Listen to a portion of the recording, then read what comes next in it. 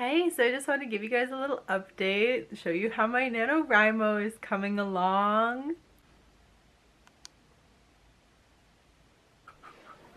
Okay, so I'm not only playing Animal Crossing, I have passed the 30,000 word mark, which was yesterday's goal, but I finished it today, and now I'm in the big section where I have actually written like 3 pages about this one day. So it was a pretty big day for me journaling wise. So I think it's gonna just be kind of a revising through here, and then I should have the word count for today, but I will just kind of see. It's kind of like every day is going like this so far. So NaNoWriMo has been kind of like ups and downs. Like I'll hit sections where I have pre-written tons and tons and tons for that section, and then I'll have sections where I haven't really. I have been having a lot of fun like writing the romance in, because for the most part at the moment the character is still me. Like there are some differences where I'm kind of making her a little bit different from myself, but right now it's such a self-insert. But honestly, aren't all the best books in the end, the best books are all fan fiction or self-inserts? Let's be honest, let's be honest. Writing in the romance part has been really fun, because there's one person who there wasn't ever any romance in reality, but I'm like, they're a really good subject for them to have been a romance, because they just, yeah, there's someone I remember. So that person just stood in as the love interest, and I'm just writing in scenes, embellishing them. There are little parts that I remember that are just like conversations that kind of stuck with me and stuff, but for the most part I'm just like, wouldn't this be cute if this was a romance? And like writing in these other scenes and like these long dialogue things. All the dialogue I'm making up, obviously. It's been over 10 years. No, it's been 9 years. It's not even over 10 years yet. But so I don't remember what dialogue was, but I'm writing stuff in, and it's been fun. And I'm playing a lot of Animal Crossing. I mean, what else can you do? It's just gray and rainy here now. That's the Seattle weather. We've hit that part of winter where it's just cold and gray and rainy, and I have to have my happy light on while I'm writing. Okay, I interrupt this sudden vlog to talk to you about The Last of Us 2. Oh my gosh. Okay, so disclaimer, for the most part, I don't like watching video games get played. I like playing video games. Like, that's the point. However, when it comes to like first-person shooters, it's not my jam. I don't really enjoy them. I'm really bad at them. Getting headshots is like a nightmare. Probably the last one I played was Resident Evil 4. And like I liked it, but the parts I liked about it weren't the first-person shooter things. And I tried playing Last of Us 1, and I just get so frustrated. The first-person shooter dynamics are not my thing. I don't play PlayStation that much. I have Nintendo controls in my head, so it was just all backwards. It was just driving me crazy. But when Last of Us 2 came out and everyone was like, oh, it's not as good, it's all controversial, and I was like, I feel like that's probably not the case. Like this company made a very good first game. Like I know the storyline vaguely. I didn't watch all of it be played, but my husband played it, and so I watched parts of it, and I knew what the storyline was from talking to him about it and from just seeing other things. It was like, they made a damn good storyline, and like I played through that first part and I was floored by it. So they probably did not make a crappy second game. Like, I'm just saying. And then I looked up what all the controversy was about after listening to a Simply Podlogical podcast, Simply Naillogical, and her boyfriend Ben. And Ben had made a comment about there being a girl in the game with like unrealistically large arms. And I was like, I gotta see these arms. So I looked at pictures of her and I was like, Ben, they are not unrealistically large arms. She just looks like a girl who works out. Like, freaking look up Ronda Rousey's arms when she's like actually in like fighting mode. Her arms are the same size as Abby's. I was just like, that looks like a girl who works out. There's just her arms are bigger than all action star women, because her arms are the size they'd actually be if she was actually that kind of warrior who like benches every day. Duh. I was so weirded out that like he's otherwise a pretty like open-minded guy, but I was like, you thought her arms were like unnaturally big? Like, I'm sorry, they're pretty normal. And I think they don't make it clear in the game if Abby is meant to be transgender or not. And I think people have made very like sound arguments for reasons why she is or isn't, and the game does not make a big deal out of that. Although I think it presents places where you could fall one of either way. However, the strongest argument that I've heard that she's not transgender, she's just a real strong lady, which I like. All other things aside, I kind of had a crush on Abby. I just thought she was so cool. I've never in my life seen a video game character, a female video game character who is Abby.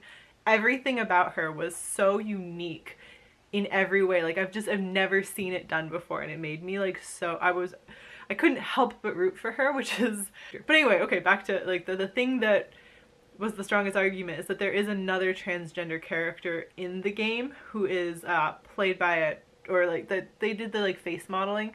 The face model is a transgender person, and Abby's face model is not a transgender person. And I thought that it seems like the game was being accurate on so many levels that they probably, yeah, that one was probably that strong argument for why she isn't, but dang if she isn't the best. It was just so cool. It was just so cool to see a character who reacted the way she did and who was as strong as she was physically, but also like the way she would, just everything about her. You do not see that in female characters. I think there's a strong argument that Ellie is a very unique character, but I think she's unique in the way that action star female characters are. I love Ellie also, but she wasn't unique the way Abby was. And that, so far, none of that's been spoilers, even though the game's been out for a while. I'm not going to spoil anything because I think the game is so good, and if anyone just wants to like freak out about it, we only finished it like a couple days ago. It's so good. Okay, I just want to talk about in terms of like writing though.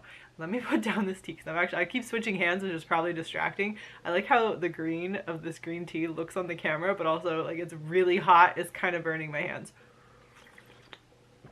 Let me put it down.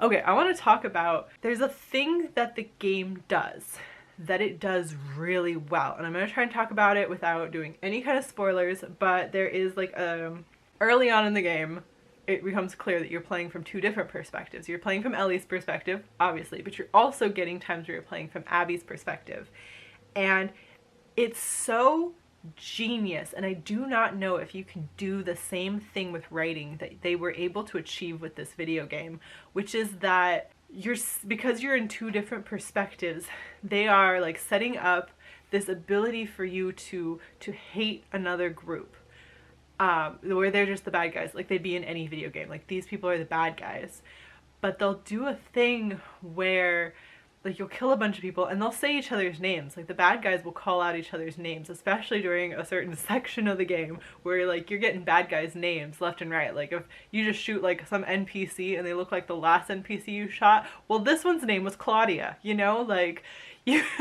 people are letting you know that like these are people and like this means something, and certain NPCs like in the background will suddenly like go into rage mode because you shot somebody that they were close to. You're just like, I've never seen that before, for one thing, but that's really cool. But you'll get that, and there's literally a time where you go through and you kill I mean, that's what the game is. You're killing people left and right. Go around and you're killing some dudes. And the game switches perspective on you not long after that, and you go through, like, it's like 2 days before, and literally it cues you to talk to each of those people. So if you were paying attention to the names of the people you had just killed, now you got to meet them when they're alive and being normal people. And I was just like, this game. But it also, not only is it forcing the empathy on you, it's forcing you to empathize with these characters who you normally in a normal video game, in a normal story dynamic, you would just hate because they're the bad guys. Well, they're not the bad guys anymore, and now you have to see it from their perspective. It was so genius how they did that, how they managed to achieve this like forcing of you to come to terms with the fact that things are not black and white. I was so impressed that they were able to do that in such a really solid way. And you know, everyone has like their own struggles and their own strengths and weaknesses in this game, their own flaws, and you get to see all of that from multiple perspectives, and it's done so clearly. And you know, everything is like high stakes, but also like when the stakes are low, they're still like important, and things have real consequences, and things from the previous game have real consequences that they go over, and they're like, you don't get to just have one. There's no winning. This is not that kind of world. I was so floored by the game. I was so impressed that they could do that. That they'll take a genre like zombie games, you know, shoot 'em up zombie games, and they would create such a humanizing, realistic, beautifully drawn out plot line. And there's even a part at the end where there's a chance for the story to end. I was like, oh, it's over. Like, narratively, this makes the most sense to be the ending. And I think if you have played, you know exactly what I'm talking about. Like, you're like, oh, this is the epilogue. And it isn't. I would say if you're not the type, if you're like me and you really can't deal with playing a first person shooter, this game is worth watching and like sort of analyzing, watching all the way through, not just watching the cutscenes. I feel like you need to get into the action. Like my husband would like wait for me so that I could be there while he was playing it, because I wanted to get the entire story. I wanted to be able to talk about it afterwards and marvel at Abby's arms. I'm so jealous of her amazing arms. I'm gonna start lifting some weights because I gotta have Abby arms. I'm sorry, I gotta have arms like that. I mean, I'm just gonna put a picture of her on the screen so you can see how good her arms look. And also how that's just the arms of someone who works out. Everyone who thinks that women should have like noodle arms with no meat in them, like Buffy the Vampire style. Her whole thing is explained away with magic, but no girl with arms like that is gonna throw a punch like that. Like, that's just not realistic. And action movies have perpetuated this stupidness for so long that when you see someone who's actually strong, which, okay, we're gonna go into a whole other controversy because I've been really disappointed by a certain actress in Mandalorian, who was my favorite character from the first season, and who turned out to be a Trump supporter who is actually saying some really harmful things on social media, and I'm really disappointed because I really loved her character. But again, someone who is built like a fighter doesn't have skinny little arms like that. That's just not realistic. If you're gonna be able to throw a punch, you're gonna have some muscle behind you. And there is something to be said for like thinner muscles. Like, I'm thinking of like Daisy Ridley when she's at like peak capacity for doing the Star Wars series, more slender build. But if you're someone who's doing this all the time, like again, Ronda Rousey, you're gonna build up muscle because you need to be able to wallop on somebody. Those are the kind of arms Abby has. I'm sorry, I think they're really cool. I think more women need to have arms like that, especially in action movies. I want to see my action stars with noodle arms ever again. Buffy's arms are too thin. I'm sorry, girl's too tiny. Not realistic. Can't watch the series again. Well, maybe, I don't know. I really liked the series when I watched it. But anyway, no more noodle arms. If I'm going to see a woman who is a fighter, I want to see arms like Abby's. From now on, that is the minimum size capacity of arm that I need. Have I gone on about this too long? I'm just so impressed that this game just like went with these things. It just went in these directions. I mean, I talked about like there's a transgender character in The Last of Us 2, and it's a major plot point, and it's also not something that is questioned. It's not questioned by the main characters. They make it very obvious that it was questioned by some other people, but it is not a point of contention for the main cast. The main cast accept it right away, and we move forward because there are other conflicts to deal with. And for that character, that is a major conflict for them and for their family. But for the rest of the game, that specifically, although it is clear, it is not it is not one of the main conflicts, which is, I don't know, they did such a good job. They just did such a good job. Last of Us 2 deserves some awards. That's what I'm saying. I'm so impressed. And if you can't handle that, I mean, it's a gory game. These are people ripping each other to shreds, getting ripped to shreds by the infected, which is like the zombie version of the people in that game.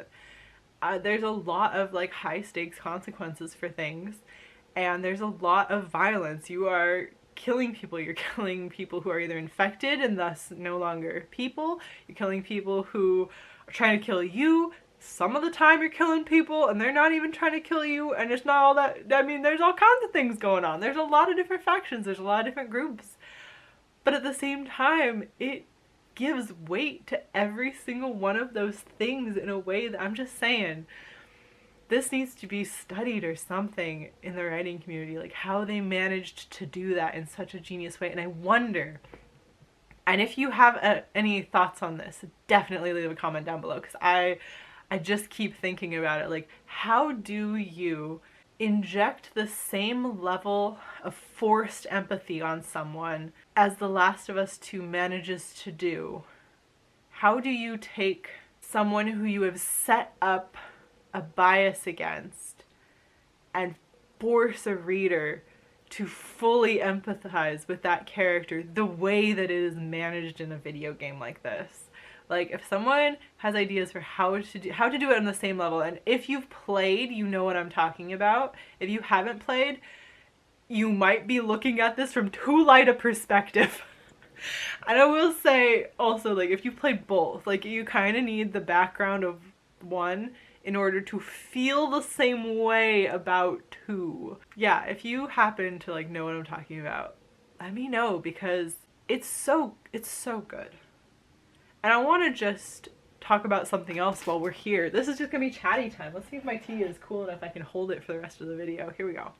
I also want to talk about Doctor Who. Now, Doctor Who is something that, like, my mom has always been a fan of. The fourth Doctor was her Doctor. She was watching it when she was back in college. When they did the revamp with Christopher Eccleston, she was on that. The first time I got on that was when I was seeing David Tennant in the episode where he and Rose get separated, and I was just like, he real pretty. So I started watching it because I had a crush. I thought he was pretty. I thought Rose was pretty. I thought they were the cutest couple of all time. And I started rewatching from then, and then eventually went back and watched 9. And I sort of watched 9, 10, and then I got into 11. And it's gonna sound terrible. I already, because David Tennant had been my Doctor, I wasn't ready to let him go, and I already had a bias against Matt Smith from that. Fair. Matt Smith also just comes across creepy to me in everything he's in, and I cannot explain it. I've not been, like, able to explain it. I just feel like even if he's not playing that type of character, he still has this edge to him, like the character he's playing might be, like, a rapist. I'm sorry. It just, everything I've seen him in, I'm talking like Secret Diary of a Call Girl, The Crown, everything. He comes across so creepy that I couldn't handle him. And also, Stephen Moffat is so sexist, and so he likes to just sit there and stroke his own dick when he writes. Doctor Who's a story about, like, learning and developing, and I mean, it started off as like a teaching show. That was the initial premise of Doctor Who back with the first Doctor. It has always done the things sci-fi did so well, like old Star Trek did so well, where they bring up real world moral issues and social issues and present them in a context that makes them seem absurd. Like, that's the strength of sci-fi, honestly. But so Moffat didn't really understand that, and he had no concept of consequences. So he had this stupid thing where it was like, it became such a joke where someone would die and then he'd just bring him back. So there were never any consequences in any of the Moffat episodes, and I kind of got tired of it. I got tired of it with Rory, even though he's so lovely.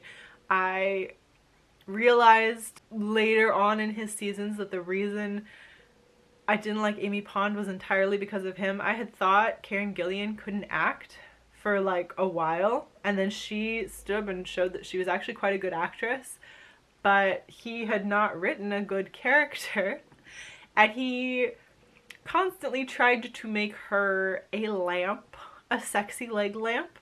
That was his intention for her from the start, and it became very obvious. He ruined River Song, even though she was a character he had developed. He brought her in and then, you know, basically destroyed her as a character, took a very interesting woman and made her as shallow and stupid as he could possibly do. Like, there were so many things about the Moffat seasons that I thought were just bad writing, and that I thought were him intentionally trying to harm the series, and I just went away from episodes being frustrated or disappointed rather than like having fun. And so I sort of fell off Doctor Who for a while. when it switched, so I hated 11. I hated all of the 11. There are individual episodes I thought were very good.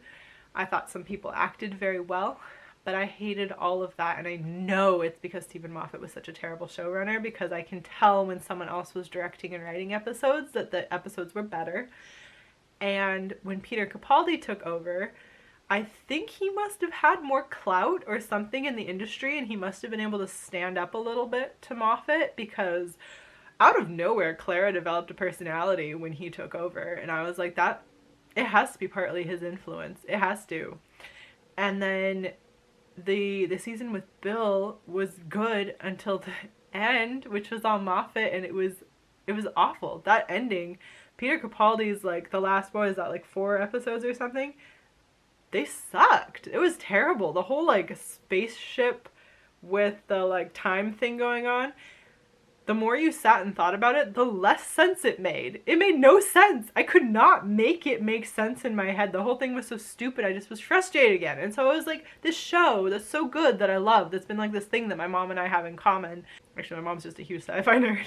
But this thing that we like both loved so much, and that my husband also loves so much, I couldn't enjoy it. I couldn't enjoy it while Moffat was writing it. And so we didn't really have like BBC America or anything when the Doctor switched over to Jodie Whittaker, and so I didn't watch it. I was like, I know there's a new showrunner, but I just feel so like Doctor Who it doesn't feel the same to me anymore. I hated the Moffat seasons so much that I wasn't so into it anymore. Well, we finally, like, his mom had HBO Max, kind of stole her HBO Max, and Doctor Who was on it, so we're like, okay, we'll just start watching it. We'll just catch up. I should have watched this when it was first coming out. Jodie Whittaker is amazing. She's a great Doctor. She's maybe my favorite Doctor. She's so good. She's just like so expressive and so funny, and her hairstyle, I want it now. And I don't know, I loved everything about her. She was just so perfect. Okay, Pi. Pi wants to be on camera. Mwah. Big kiss for Pi. Okay. She's just so funny and like alive, and it's just like everything that I had loved about the Doctor before Matt Smith, it was back, and it was better than ever. And they went with a big cast again, which I think they hadn't done in a while, because they were always like, oh, Doctor has the love interest. And I think after Rose, I was sick of that, even though I must say Donna and David Tennant Doctor, the chemistry is everywhere. The two of them should just be in everything together. They are so funny together that those were really good. Those were really good. Like, I love many of the companions, but the two of them could just have a stand-up act. I'd watch like 40 hours of it. They're so funny and they're so good together. Just like them playing off of each other. Brilliant. Anyway. So yeah, so Jodie, they started doing all of the Brave things again. Like, oh, you have got to get in. If you haven't watched the new Doctor Who with Jodie Whittaker as the Doctor, the 13th Doctor episodes, like, I've only watched the first season so far of her. I haven't watched the next one she's in yet. I'm getting there. We're watching it like tonight. It does all the Brave things again. Dude, there's a Rosa Parks episode, and they have one of the characters who is there, like on the ship, is a black man. I mean, they handle it so well. They don't shy away from the racism, show it, and also show it as like how ridiculous it is, and how they're not above it exactly, but like, I don't know how to explain it. They did just such a good job with it. And they also talked about things that I'd never seen on a sci-fi show. Like, Pakistan got the line got drawn through at the end of World War II. Like, they go over that. They have it as an episode. It's like an interesting thing. And they've gone back to real consequences. Like, people die. And that's it. You don't get to just save people willy-nilly. Like, you don't get to have a miracle day every single episode.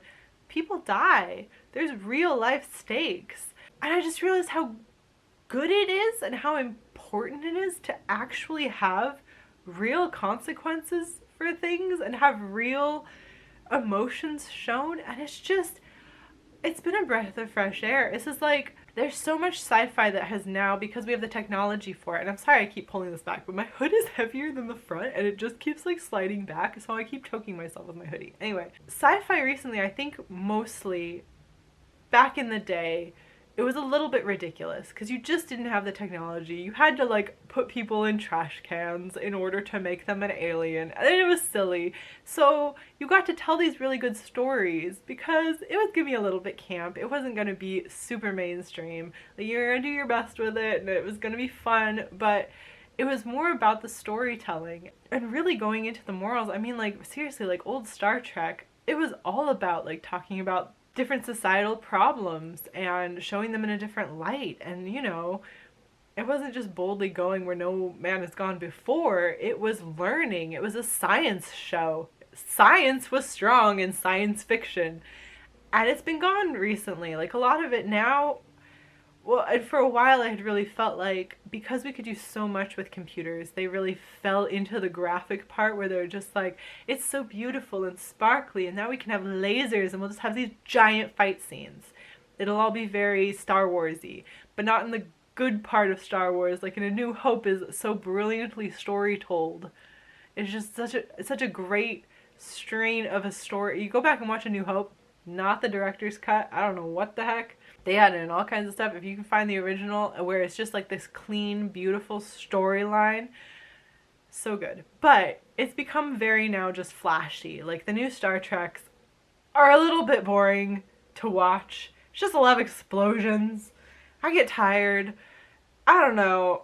It's terrible. I mean, J.J. Abrams likes to make a flashy movie.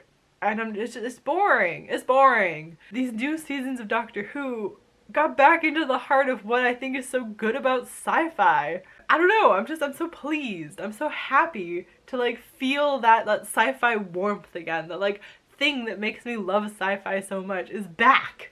It doesn't all have to be big, crazy, flashy. Like, you can have Doctor Who and it can be fun and it can undermine, you know, crazy things. It can undermine society in a way. It can bring new things to light. It can actually go somewhere no one's ever been before. It can talk about these things in a way that other genres just aren't set up for, but that sci-fi is completely set up for.